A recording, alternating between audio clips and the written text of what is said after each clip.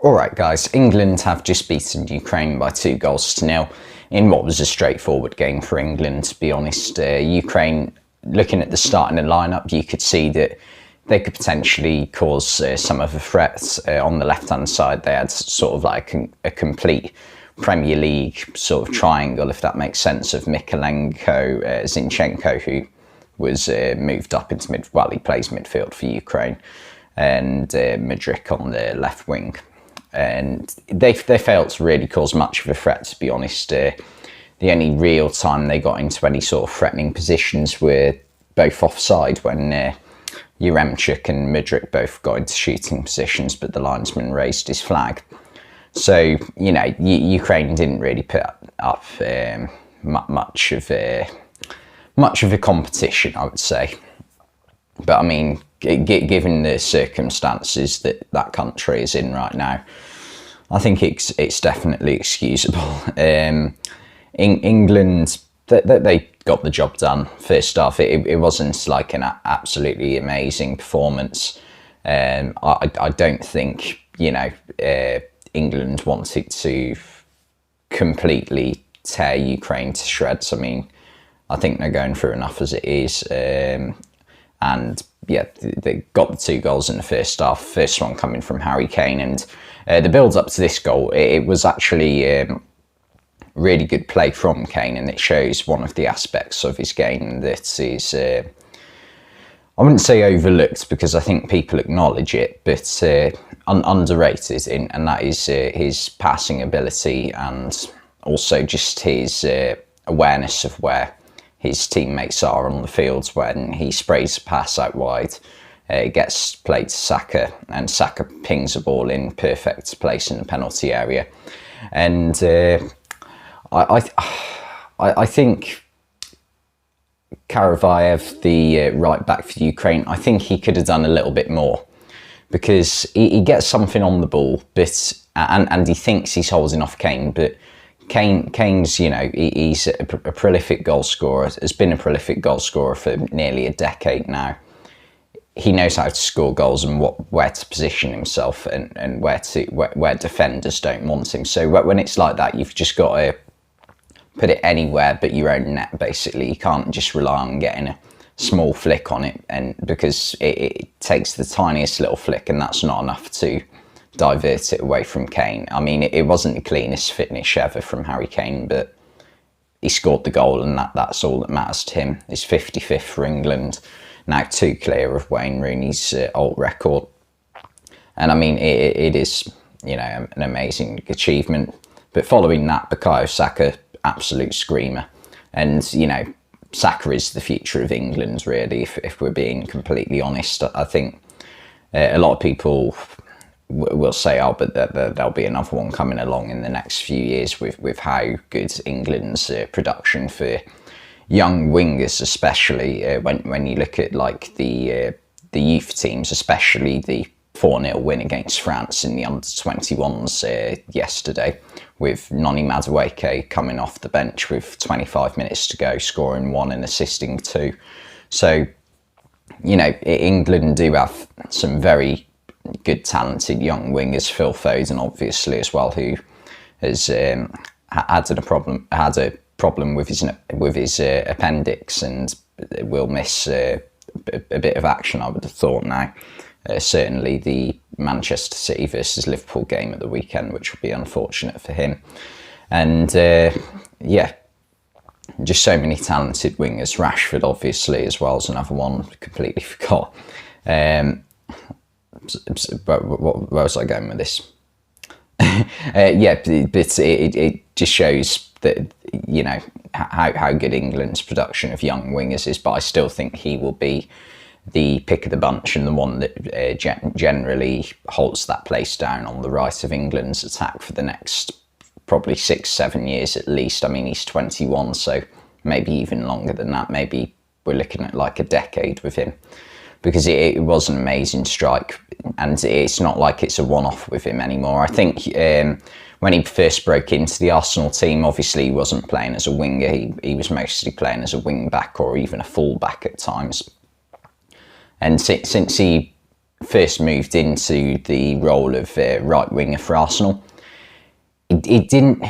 In that first season, the 2020-21 season, where it was Mikel Arteta's first full season in charge and Arsenal had a bit of an underwhelming campaign, he didn't really take the league by storm with the amount of goal contributions he was getting. And I mean, he was 18, 19 years old at the time, so you can't expect it really. But he was putting in good performances. But over the past 18 months, maybe even 2 years, this is when the goals and, the numbers, goals and assists have started to come. And they haven't really dropped off since. So, it shows that it's not a flash in the pan. And even this type of goal that he scored today, I can think of numerous occasions he scored similar goals this season. The one that first comes to mind is the one against Manchester United a couple of months ago at the Emirates. And, he's just deadly on his left foot when he's cutting inside. So, yeah, he will be England's right winger for many years to come, in my opinion. And, yeah, for the second half, England, they definitely, didn't really put their foot on the gas, if that makes sense. They, just sort of slowed it down and let the game just come to like a comfortable win, but without a humiliation for a country that really doesn't need it right now in Ukraine.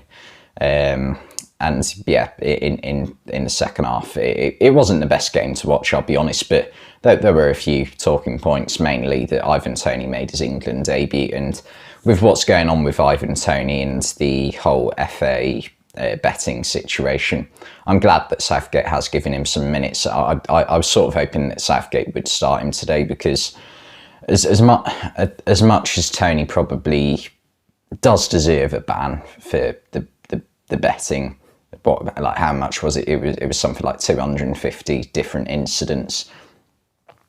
I hope it isn't one where it's like 12 months. I hope it's something like, I don't know, 10 games, the rest of the season maybe. I think that's fair. Because he is well, you can't base it off whether he's a great player or not, I know, but I just hope it isn't, because he is a joy to watch for Brentford.